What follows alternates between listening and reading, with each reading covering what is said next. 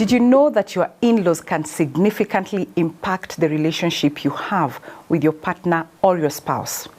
They can actually make your relationship better or make it worse. Today we are here discussing about the impact of in-laws in relationships. My name is Sally Limo. Join me as we get into this discussion.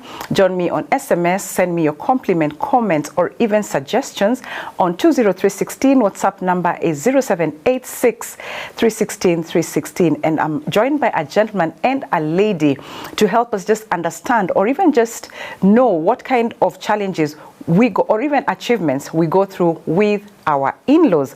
Welcome to studio, ladies and gentlemen. Douglas and Perps, please introduce yourself to our audience. All right.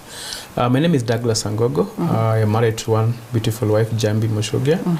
And my marriage and a family consultant, and I'm glad to be here. Karibu sana. Yes. Karibu, Perps. Yeah, and my name is Perps Wanyuki. I'm a confidence and wellness coach, and I run coaching outfits for women, preteens and teens. And so by extension, we also work with families, and one of our programs, which is dear to my heart, is Bold Wives. Okay. Conversations with wives, and of course, these relationship issues come up.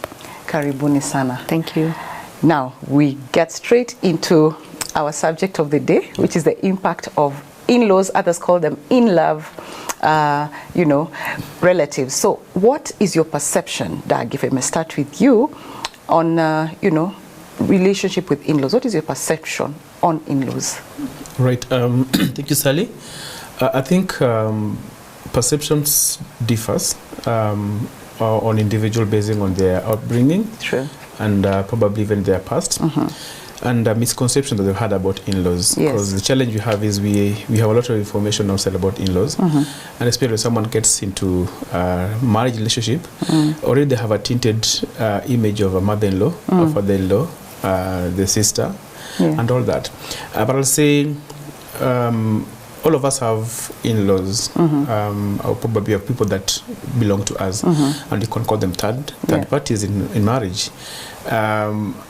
For me, is in-laws are not supposed to be feared, and that's why the word law makes it become like there must be rules and regulations that guard the relationship that you're going to have with this person. Yeah, but isn't that so? Isn't it so? It is, but I think when you put it like rules, it's a law, then we get into it afraid that we're going to break any of them. So we are relating to our in-laws in quote, walking on eggshells, kind of. Yeah, because probably should I say, should I not say? Should I communicate? Should I not? Should I be close to them or not? Yeah, so that assumption that there must be some probably a gap between the two of you, a barrier, doesn't create a good or a smooth family, because family is supposed to be united. Okay. Yeah, so for me is whatever you call them, I think they're not supposed to be. What do you call them?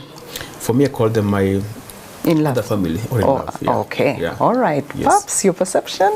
My perception is just, first of all, the biblical perspective of a man shall live and cleave and become one flesh. Genesis 3. Yeah, and so there's actually that part of fully adopting. And of course, we are also coming from a cultural context. I remember, like, I'm from Kikuyu community, and I grew up hearing Odonidoragagwo. No, you don't step on your in-laws. Yeah, and I saw how my dad would actually treat them. And of course, also how my mom was supposed, like, if you're married there, you have to lie down and allow them to walk all over you. And of course, if you're a guy, you keep them at a distance. Yeah, but then also now getting married in 2012 and see my mom fully embrace my husband. In terms of, you are my son. I remember actually one time when we went to visit and we were like, no, we have already booked ourselves a place. He was like, how can you sleep somewhere else and I have free beds here? And just being able to break those cultural barriers. Yes. But for me also, there's just that perception of it's an honoring relationship, because those are not your relatives. Yes. They are his. And so there'll always be those biases in terms of what he prefers is what may swing. And of course also he's also in a conflicted place when there's conflict in terms of, do I support my wife or do I deal and just stand by my family? Yeah, and for me, I've graciously been married to James, and he stands by me. Oh, like he's fantastic. chosen me and chosen me and chosen me. And of course, I've also over. chosen him. So for me, I feel like that is a relationship. But for me, also the foundation matters. Like how you started sets the pace for how things will go. Yeah, and of course, I'm going to share about that later. And I love how both of you already, like, it's like you're already into, into the mix already, or thinking what the question I'm about to ask. It was going to be about culture. Does culture have any impact, be it positive or negative, on in-laws and our relationships with our spouses or partners? Yeah, and already we've started that conversation. So probably, Douglas, you can take us through, culture. Does culture play a role in or has an impact on our relationship with the in-laws? I feel like I started saying is the way we're brought up. And Pastor M of Mavuno Church normally put it this way, that we have, it was about the 5 R's, but I'll talk about the 4, that we come in a marriage with a package. Yes. So Douglas gets into a marriage with Jambi, and Jambi has a package, and I have a package. Those packages fall in terms of 5R. Talk about the rules, talk about the talk about the reasons. Okay. He talks about rights. They talk about the rituals. Okay. And when I'm coming in, because of the way I've been seeing things happening in our family, that is culture, I'm coming in the way I've seen rules operating in our marriage, in our family. So the rules might be things like, probably in our home, I know where dad sits. Yeah, so a father or a husband does not sit with everyone on the table. Yeah. So his seat is somewhere located there. No one sits on it. Yeah. And that's done. And probably faces the door. It faces the door, yeah. And that's what I'm coming in, or that's what she's coming in with. Yeah. And the moment now you get married, I'm really coming up with, by the way, I'm not supposed to sit with the people. Or eating time. Eating time, yeah. Yeah, if there's food, the husband must eat the better part of the food first. I've had family whereby the husband eats first, then the kids eat later. Yeah. So when we come in different roles about how our family is supposed to be, probably maybe cultured. Yeah. And then your culture clashes with my culture. And then what happens is we feel like, by the way, I think you're not understanding me. But that's why in most cases I normally say, before you even start getting into a relationship with this person, or when you plan to get married, understand how they've been brought up. Understand the culture that have been probably modeled in, because it will eventually come and eat you up. Yeah.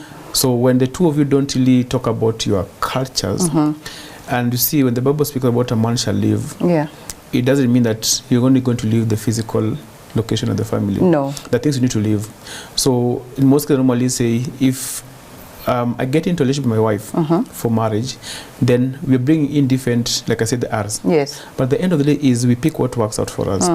Because we're living in a generation that you don't expect. I normally say, we're raised up seeing our dad, when they come from work, they are welcomed in the house, and they're given water to wash their hands, and they're told what else do want. The kingly kind of treatment.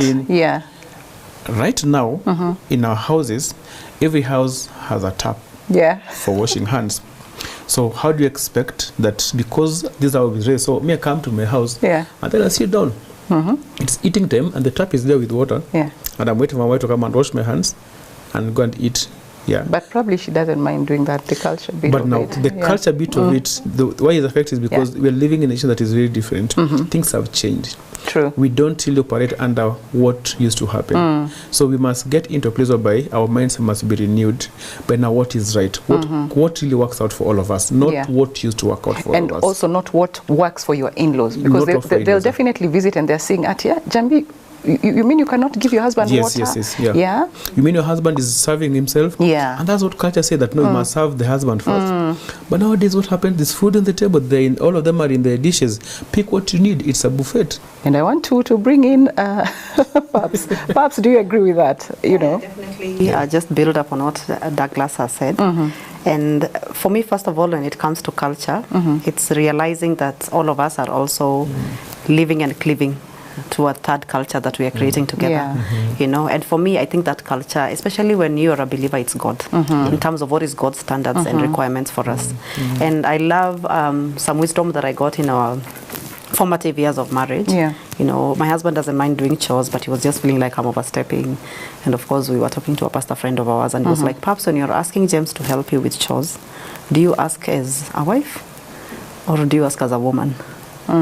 Because when you're asking as a woman, he responds as a man, men don't do chores. Yeah. But you're asking as a wife, he's responding to covenant that I'm your husband, I can help. I can see Douglas is Yeah. very When much it in comes to agreement. also the kids, even when it comes to finances, because Yeah. ideally James should provide. Yes. And so when he asks as a man for my money, then women don't chip in on budgets. But if he asks as a wife, I can respond to covenant and support. Amen. Oh, wow. And so there's that perspective of what is your context, you know, and if that culture that you are building together is not centered in God, in terms of there are men who will say, hey, I don't do house chores, you know, I touch it with the end of a stick. Yeah. You know, but what if your wife is unwell? You know, you will actually go out of your way to help out. If you are in the fear of the Lord, because you're responding to covenant, I say it for better or for worse. But normally you'll just be like, no, men don't do chores.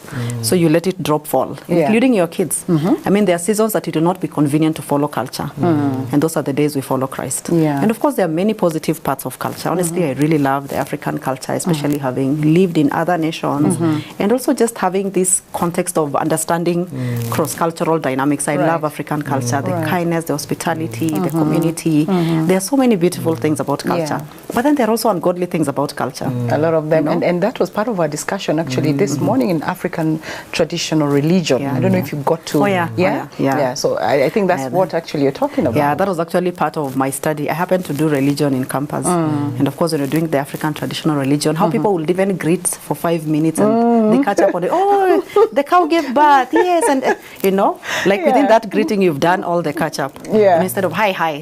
You know, and of course everyone will just hi even if they are not fine. Okay. Yeah, so that aspect. But for me also, when it comes to culture, I love the way Paul says you are keeping the traditions of men, Yes. but you're forsaking the traditions of God. And I think sometimes that is where massive conflicts even with in-laws come in, because we are keeping the traditions of men in terms of what you do and what we do, but what does God require of us? And so there is that now center part where both of us are willing to drop what's convenient for us and we just ask ourselves right now, right here, what is God's requirement of us? Just to add on what she's saying, Right. Because most, when you talk about the in-laws, then you're operating, like say, you're operating under some regulations, rules and regulations, But when you talk about the Christian content, when I get born again, then the things that I don't really have to probably get into it because I've been renewed. So I'm not operating under the culture, but I'm operating under what is acceptable before God. Whatever is true, whatever is noble, whatever is praiseworthy, whatever is of good report, that's what I'm trying to really work on. So culture might really defend, don't even greet your mother-in-law. But I'm free from that.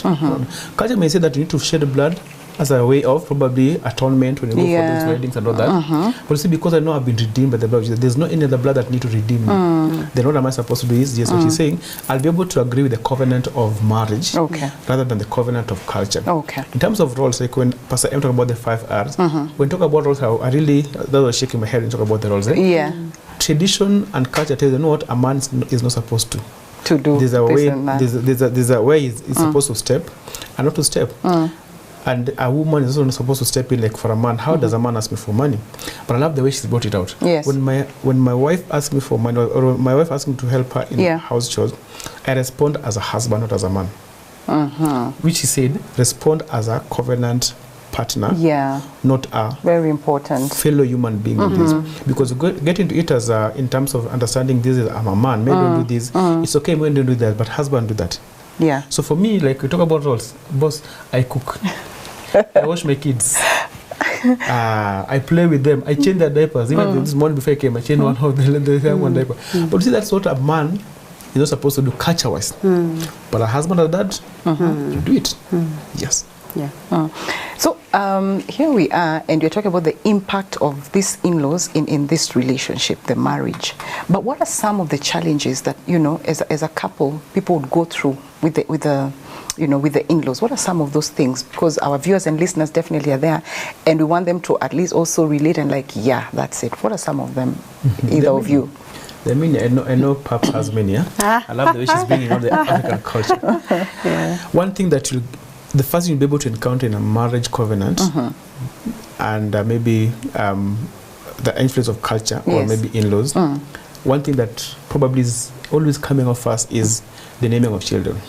And when you get married, your mom from both sides will be like, at least nimezaliwa. So your firstborn, they already given you a name. Wairimo, but see, now that's a place of conflict. But now, like she said, when we do programs for young people, because I also do PMCs for young people, I normally tell them that when it comes to in-laws, build your own home. So meaning that is how they know that the firstborn should come, should be named who and who. So like for us, we had that conflict. And our firstborn daughter, Shama, when she was born, we already had suggestion from my parents. And my wife's name, mom also like Kanipol. But we said this is our children, this is our kid. So we name our kid based on our own what we need. And we decided before, that's why it's important that as you even start dating, talk about what is acceptable, what you'll be able to live and what you'll not be able to live. So we said even before you even trusting God for a kid, we agreed with my wife that we'll never name our kids after our generation. So we'll never give, I would call them family names. So there's no extension of my family because of I'm giving birth. I can start my own. So why should I continue your legacy now? Your own. I can start my own. So that's a place of contention. So when you are able to really explain to them, so we told them it's okay. I know this is what happens, but we're building a home. We're neither giving a name from my side, which is a Luya, neither name from their side, which is a Kikuyu. So we decided that our kids will have unique names. So when you explain it early, of course they were like, So you didn't experience any resistance? Of course, yes. You did. Of course, it was like, why? You see, this is supposed to be happening. We told them, don't worry. We're still giving birth. The second one came, and they were like, you didn't do it again. No, we're still there. The third one came. You told them, no, wait. So when you're able to discuss with them, tell them that, you see, bring a picture by, okay, they'll be able to push you. They'll push you, they'll ask you, by the way, what's happening here? I remember of a couple who they gave birth, but they had not planned. It was the miracle babies. When you say that I'm still having 2 years, then I can now trust go for a baby. And the baby came after 1.5 years, and they didn't even have a name. So they were like, which name do we give? Give my mother's name, give my mother's name. So they decided, now neither of us is going to have a name. Because you see, when you see some of these names, to be sincere, is at times you even don't know where they came from, the origin. So here we have the naming, that's one of the conflicts, that is naming. Any Perps? I think for me, one of the biggest conflicts that you'll probably manage for the rest of your life is just the fact that you are not born there. You know, my context, my worldview, my priorities, and even probably my perspective, even on family, on marriage, on relationships, is totally different. And for you to learn to be secure in your identity, in terms of I may never fully fit here, and it's fine. Because so sometimes we work too hard for it. And of course, you need to deal with your approval, addiction, and people-pleasing tendencies when you're coming into space of marriage. And for me, that is why I was talking about foundation. Foundation is everything, even on in-laws. And that is why I really empathize with people who probably start on the come we stay. Because, I mean, that is a battle that you'll just keep on fighting because you are finding out things on the go. As opposed to when you go through the PMCC that Douglas is talking about and you preempt the conversations. It's like you fight the battles before they begin. And I love just that decide, come we stay, come we stay bit. You don't even, do they even consider you as an in-law in the first place? They're like, are you even married? Why are you calling yourself his wife? As far as we're concerned, our son is single. You know, and maybe that is why behind the scenes. That is why, as Douglas was saying about the process of living and cleaving, it's not just living physically; it's living culturally, financially, socially, emotionally, even spiritually. I've met people who the husband still insists we go to my wife's, we go to my parents' church. So like they will commute for almost 1 hour to go to where, because that is our family church. And you see, it's because this person doesn't have their own spiritual identity. In terms of being able to say, I'm now leading this family spiritually. So they expect to take you to be led by their family because these are my spiritual leaders, my parents. Even a couple who probably take their child to be named and baptized in Ushago because we don't have, because we don't have our own identity. So because we also don't even go to church. And then now my mother, because she's a deacon, she's this big shot in Shags. So we have our ceremonies for the kids done there. All the way. And you see, that is still part of living. So when there is no living in all those spaces, the conflicts will always be precipitating. I agree. You know, you don't live financially, you'll always fight about money because is it their money or our money. Yeah. And I remember for us when we got married, it was just that exchange of when your parents ask for money, I give them. When my parents ask for money, you give them. Yeah. Wow. So that you send them on M-Pesa and they're like, yeah, by the Perps has sent me money, but I talked to James. Yeah, For so them to they see just there's know- communication also Yeah, between everything the is two just, of you, isn't everything it? is on the table. We are one. We are a unit. It's a good one. And so we come together. And of course, also when it comes to culture, we've also talked about that in terms of is he able to stand up, even in terms of the naming. Yeah. In terms of even roles, like Yeah. when I go to the village, am I now the family donkey? I need to do all the chores. Right. The chapos, they expect me to come with the flour and make chapos, you know, because I am wife. They've a kid Yeah. to teach You him know? to get the kitchen, Yeah, they're like, please load it, show us your skills, prove Yeah. yourself that Prove you're good yourself, for yeah. our son. Yeah. And so that aspect of, first of all, I need to come from a place of I don't have that need. We don't have that need. We actually want to honor God. We love them. We will go and make the chapels because we love them. Yeah. We will go and we will send them money because we love them, but not because we are trying to win approval and try to fit in. Because then that becomes a transaction, and then now that is legalistic. In terms of law checks in, love lives, Yeah. and grace also lives. And so what happens when now the difficult times come? Because they will come. And the Bible says offense will come. Offense must come. Definitely. You know, and so the days of offense will come in terms of they said something, they did something, they showed up in a certain way. Because you remember I've said, you didn't grow up there, you don't know them. Yeah. You are actually discovering them. And so in the process of discovering them, the bottom will come Conflict. off. You know, everybody will go and show Definitely. their true colors, they will say what is in their mind. And of course, those will be hurtful moments. Yeah, yeah. Wow. And how you've been building up in terms of investing and detaching and showing up in a way of we are upfront. Okay. That is what will strengthen you, because even those times that probably James may not agree with my family, I may not agree with his family, we talk. Yeah. We talk and we're just And like, agree we've on- been married with this will be our 12th year. Okay. Wow. And so from that perspective, you'll just be like, I don't agree with this. I don't agree with your sister here. Yeah. I don't like what your mom said or what your uncle said. And then you thrash it. And then you see sometimes there's also that part of him going back to them and saying that was not kind. Yeah. Whatever you say to my wife. And you see So that it's- is how he repairs. Yeah. And the same thing, if something happens on my front, I go and address it. I'm like, yeah, by the way, that was not So nice. standing up for each other. Yes, you yes, you know, stand to up your for each families. other. Because if, for example, you know, James now goes and you know, he's attacked by your family, quote unquote attacked. It is now for you to go to your family, because if he repair. addresses them, then it will be like he's so disrespectful. And again, you are their family. He's not. Exactly. Yeah. And So also, I am my family's, like, he's not our He's family. not, yeah. So, So there are it's so many easier. dynamics about our family that are complicated, and also to learn to recognize and to honor those differences. I usually call them irreconcilable differences. Yeah. In terms of, for example, James's family, they are avoidant in terms of how they deal with things. We are confrontational in terms of how we deal with things. And so it means that there will always be that clash in terms of we are expressive, we drop it like it's hot, we speak our mind. Yeah. And then for them, they withhold. You don't even know whether, do you like, do you not like? Do you like this dress or you don't? I mean, are you sure that is a genuine expression of, you know, in terms of how you really feel or think about this? And so just being able to walk through that and to Okay. just have honest conversation, because by the end of the day, when it comes to the in-law dynamics, the power is always here between the two of you. Wow. Well said, well put. There's a very interesting question that is coming in, and I think it's for you, Daga.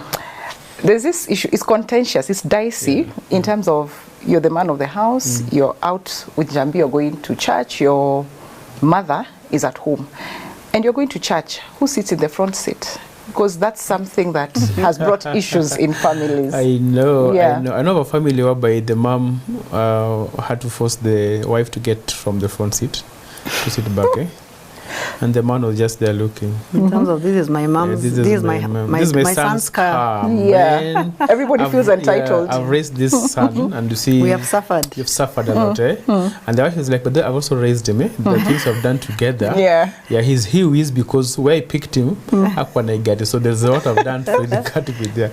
All right, about the sitting, I think when we talk about, like you say, I think I just add to what you say. When we really look at every relationship that we have with these people as a law, Yeah.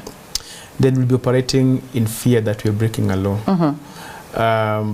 Normally, in most cases, in terms of a spouse, Yeah. maybe having a conflict with your in-law, whether it is a wrong one, Yeah. or whether your wife is on the wrong, or your husband on the wrong, then it is your role as the spouse to bring harmony. Of course, yeah. Where are you going back after that? When the wife or mom is sitting in front, after mnaenda wapi? Kunarudi nyumbani. Nyumbani kwako, sindio? So normally the best you can do is defend your spouse first, and then correct the mess, then go and work it out. Now, who is sitting in front it depends. One, if your mom probably sick, because kuna dynamics. Yeah. Maybe your mom is not a bit okay, she's not fine, and maybe she has a problem. So when she sits at the back, maybe she won't be comfortable. Secondly, maybe I have a small kid, like my wife, she doesn't like sitting in front. If when we have a small baby, she'll sit behind. So you look at those dynamics. But I think in terms of in-laws, that the mom respecting this couple because these are family, then you're not supposed to get into. In fact, wait to be told where to sit. I've heard even of whereby a mother-in-law gets into a house and then she changes everything. She gets in the kitchen and she's like, these things are not well arranged, or this TV should have been in this place. And you see, when you do that, as a man, you're supposed to tell my mom, you're coming to visit us, but not, you're coming to my home. And whatever my wife decide to do, that's what you do.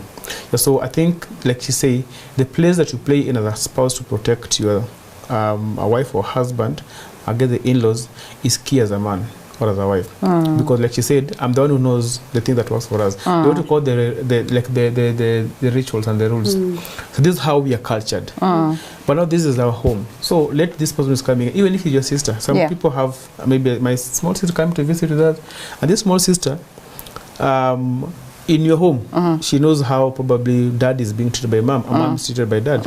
So when she comes in, she's going to pick up at, hey, why are you not doing this to my brother? But when you set rules early, even your mom, if the car is there, she'll not even get in. She'll ask you, where do I sit? So it seems it's actually about the man. The man is now the one to set the pace, to set all the ground rules. In terms of that. But I'll say both couple set the ground rules. Like you said, make the foundations known. Let them know this is our home. So in our home, this is how we do things.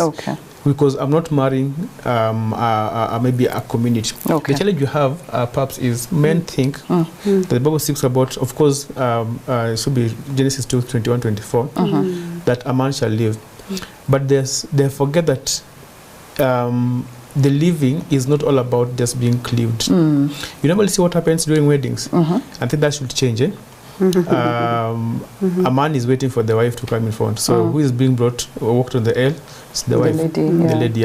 So it's like you're not living, you're not being given. But when you change things so that all of us have been given into a different set. So you're both walking. Walking in. So you're coming from theirs, I'm coming from ours, and you're coming to make it one. But when you put it like, but then you're bringing them. So it's like, I'm bringing Perps into our family. So everything we do in a family, she must get into it. So the man or the spouse has a bigger role to really create a space that these people will thrive. All right. And then perhaps there's also, again, another question, and the question is in regards to you're the wife, James is here, but anything you discuss with James, he has to consult the mom, you know, like, you remember that property? Hello, mom. Do you think, how do you handle such situation?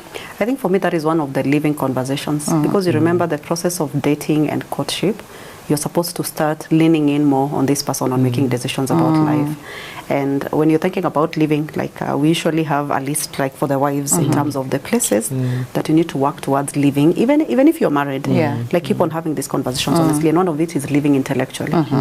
Because is it because you think Perps cannot make intellectual decisions, that is why they are better people to consult? Sometimes it's even friends. In terms of I discuss serious things with my friends, and then I discuss shallow things with Perps. Exactly. That part of intellectually building up each other, in a way you can actually make decisions together. And for me, it's just that process of living and then cleaving. When cleaving has not happened, in terms of you're vulnerable, when you're confused, you talk to this person. When you're not sure, you talk to them. When you're feeling low, you talk to them. Because cleaving happens at that point. And then after that, that is when the one flesh will happen. And that is why for me, sometimes when that progression is broken, we usually draw it as a triangle in terms of you shall live, you shall cleave, one flesh. So sometimes a relationship starts with one flesh in terms of we just ended up in bed together. Then the living and cleaving is not guaranteed. Because I mean, what is there to fight for and to live for? And that is why that problem, that is why like even something like sexual abstinence when you're dating is very helpful. Like just keep the purity so that you deal, you fight the big battles that you'll fight ahead. You know, the big battles. Tackle those have difficult conversations. Because every time you usually disagree, you have makeup sex, you disagree, you have makeup sex. Then you never discuss the meaty issues. I love that. In terms of intellectually. Let's bond. You know, let's have intellectual conversations. Where do you see yourself in 10 years? How can I come alongside? Where do you yourself in 5 years? What do you think about properties and investments? What do you know? What can I learn from you? You know, in terms of bond there. And then now when those days come, that probably the property and everything, number one, if James will always consult his mother instead of me, then it means he has not left intellectually.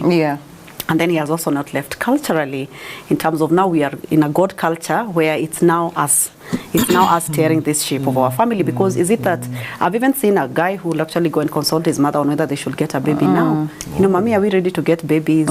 You know, should I buy this land? Should I invest in this thing? I've heard about it. In terms of, that means that even that mother, for example, if I'm the mother-in-law, I'm also not wise. Because I'm like, did you check with your wife? You know, what does she think about it? You know, or probably that aspect. But for me, I feel like most of the times it's actually a place of ignorance in terms of the process of living and cleaving was not clear before one flesh happened. And that is why sometimes people will even be like, I was a virgin when I got married, but we don't connect. It's because you never cleaved. The cleaving never happened. And when the Bible is talking about cleave, especially in terms of just the Hebrew and, you know, background, it was actually like gluing together. You know, if you tear this one, you tear this one. And a marriage that doesn't have that strong bond in terms of it's you tear me, you tear us, then it means that it can't support the tent. And of course, thinking of marriage and family as a tent. Every time there is that aspect of even in-law rivalry and dynamics, what happens? Children usually are left in the middle because they are equally attached to their grandchildren. They are his children, but then I'm their mother. So where am I even in making decisions on kids?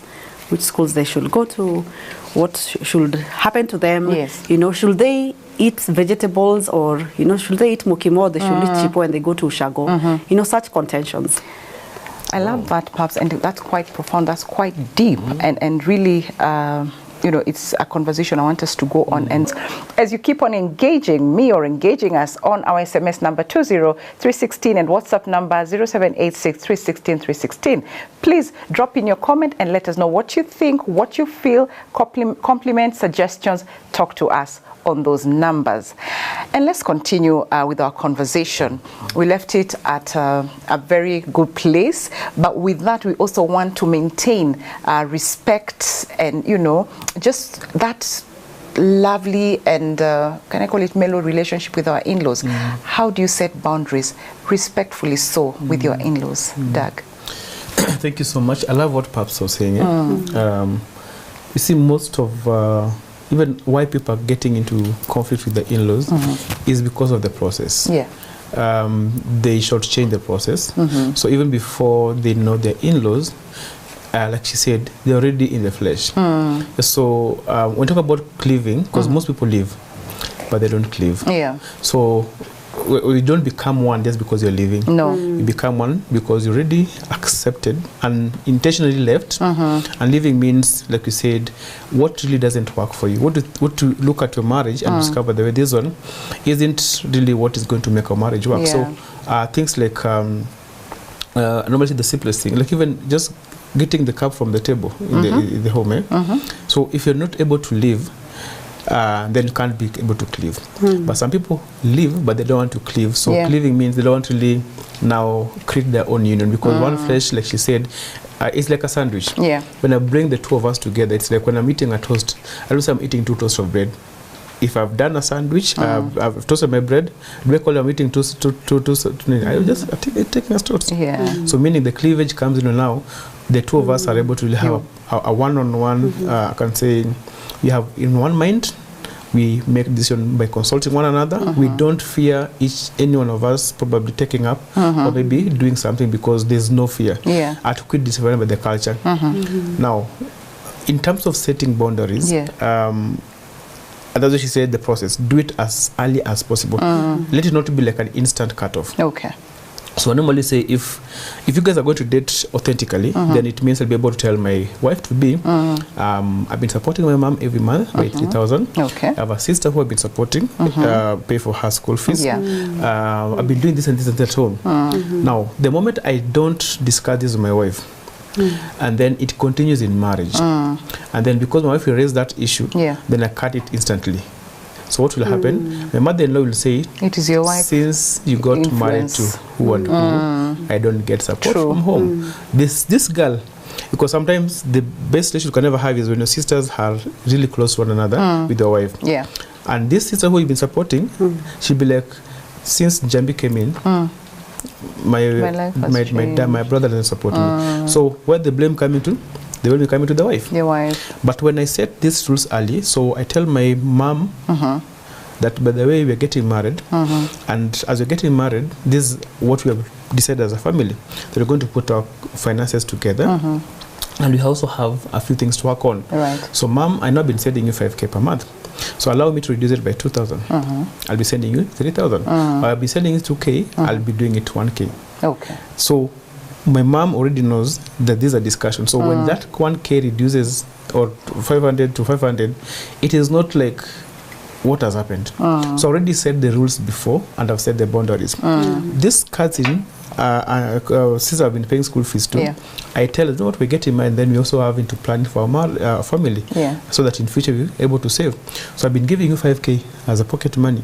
So thank you so much, baby girl, I love you so much, but I'll be giving it 1K. Okay. Now you already prepare these people psychologically. Mentally. When the marriage comes in and that starts reducing, they know. They know. So what you do is date authentically, discuss all these things with your people, and then now, this is now talking to your mom. Now for your wife, let her understand that this is what has been happening in our family. This is how probably mom expects. Like for us, our mom will call us every evening. So she'll call the firstborn, secondborn, thirdborn, fourthborn every evening, just telling us how have you been. Now, the first time my wife received calls from my mom, she was like, hey, it's too much. But mom is just checking up on us. She just loves calling people. And these calls are too much. So until I told her, you know what, she's not even after anything. My mom is always just someone who just want to talk to people. So she'll call the four of us, before sibling, and now call our wives. Wow. So I had to prepare my husband that when you see a call from my mom, she's not chunguzaring anything. No, she's just out of but they how people are young. So prepare both sides so that when they see these things happen, they know. The other day my mom was asking me that, hey, my wife, hey, Jabe menyamaza tu, no, hajanyamaza. Anipige kaba no. Mom, do you know that my wife, that's her personality. She's not doesn't initiate relationship. Even for her real mom, she will take time to talk to her. So because you love calling people, just initiate the call. So I was able to make sure that my mom does not. She understands this. She's a different personality altogether. So create boundaries from the onset. But that can only happen when you date right. Dating, and then you cleave, you become, you live, and then you cleave. But if you don't date authentically, you'll be hiding those things. So you send money kisiri. I remember the first few days of marriage, I love what you said. When my mom needs money, my wife sends. So it's the opposite. So remember, I used to support my mom. So I support. Then we were going through a bit of a tough financial situation. So we needed to really consolidate our finances. So I will really work hard and send, but now I'll not show up. And my mom, because she was talking, she'll call, hi, Mashama, thank you. Ata Baba Shama metumia tao moja. And me, I did it, and I didn't say it. And my wife like, okay.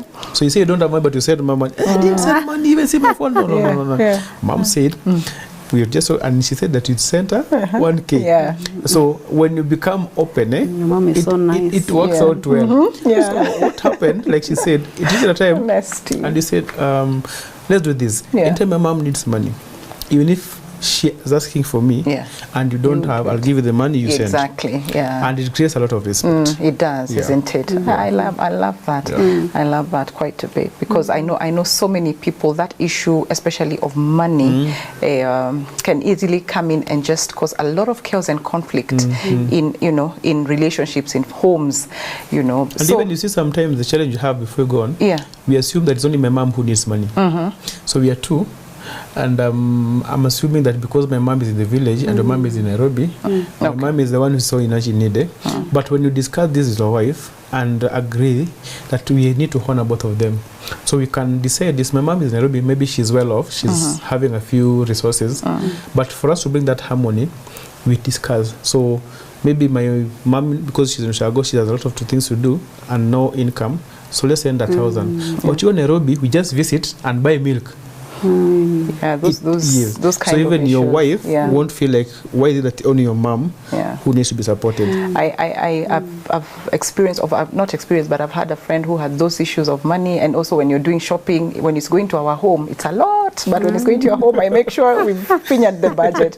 But anyway, that aside, we also, you know, people always talking quote unquote negatively about in-laws, perhaps, but we also have supportive in-laws, right? What impact do they have in relationships, you know, in marriages? What kind of impact do they have? All right. I think for me, when you think about the positive experiences of in-laws, of course, one of the things, its bottom line is attitude. Because like Douglas was saying, we usually come from a framework of in-laws are horrible people. And so it doesn't matter what they do. I'm just like, where is that headed? What is behind the scenes? Are you sure you're genuine? You know, did you buy me this dress? You know, like that aspect of just being agitating in those relationships. And sometimes it's also possible to still have turbulent in-law relationships. But through that persistent love of God and showing up in a positive way, you actually turn things around. And let me just interject there, because there's also a question right on about what you're talking about. Those in-laws who probably they would never change no matter how good you are. I mean, even that grace sometimes just fails because you've tried to be nice, or you know, Doug's sister, so we are she comes, what kind of those kind of in-laws, how do you handle them? Ile now imeshindikana. How do you deal with them? I think number one, Douglas has mentioned boundaries. And you see, boundaries, it's not selfish. Number one, it's not just about me. It's actually about how can it be better for us. And for me, probably even in my own context, I approach it from that perspective in terms of this is not working. And when you're setting boundaries, approach it from a place of curiosity instead of judgment. Okay. In terms of why did she say that? Why did she do that? Instead of you said that because of this. You know, just approach it from a place of curiosity, so that you are learning to just understand they are not my relatives. I didn't grow up here. I'm the one who came. And there's how they do things, and they may never change. Okay. You know, so when I come into this space, I come curiously and willing to learn. And of course, when it comes to that place, it's first of all, I love Max Lucado has done a book, and I remember one of the chapters when your kins can't, to just understand relatives might never change, even my own. You know, when your kins can't, because even Jesus had impossible relatives. But you see, there's also that aspect of it's the whole truth of God's counsel on how to deal with difficult people. You know, like in terms of love your enemies, do good to those who harm you.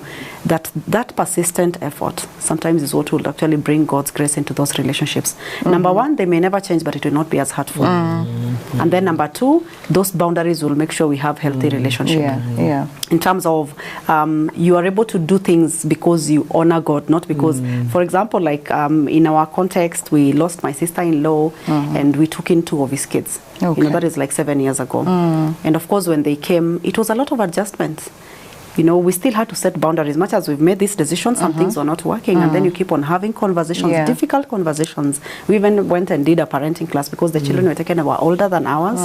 And of course, it was also that conflict of, you know, sometimes whatever they will say will then get to shago, and there's just this loop of you're trying to do something good, but sometimes it doesn't feel good enough. Come out good, you know? But in that context, it's also being able to say that I'm doing this for the Lord. You know, I'm raising them for God. And I will even tell them that. And of course, also, James is just really coming in a very supportive way because it was my idea to bring them in. It was not his. And so in terms of that context, he will actually keep on just having these conversations and really showing grace and stepping up on where stepping up needs to happen.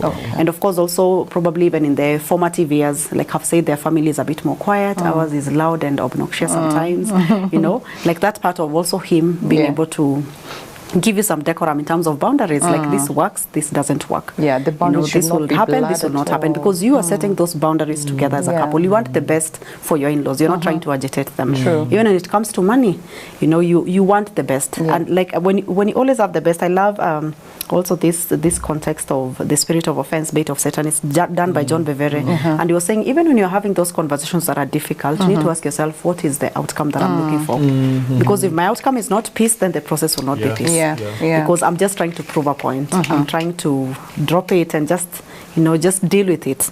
But then when I'm thinking like I want peace, I want a better relationship. I mean, God also honors perspective that I'm coming from with, in terms of I'm having this difficult relationship with my sister-in-law, but I want peace. And sometimes you may not achieve peace, no matter how good your intentions are. Then you just still set the boundary in terms of, sometimes it's even that physical boundary in terms of we need space. Sometimes it's emotional boundary, we can't engage. And then sometimes it's also that aspect of, this doesn't work, but I still love you. You know, I love you, I care for you. Like, I still communicate that whenever we have those conversations. But at the same time, there's just that part of, it didn't work. And of course, if this doesn't change, this can't happen, especially when there's dishonor. Awesome. Wow. Now, during conflict, you find that probably I'm aggrieved as the wife. And instead of just having open communication with my husband, free communication, I turn to social media. My in-laws are there.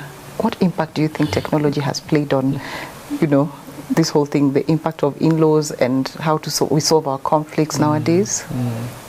I think in terms of conflict, I normally say when you have conflicts with the spouse, I think it's between the two of you. Right.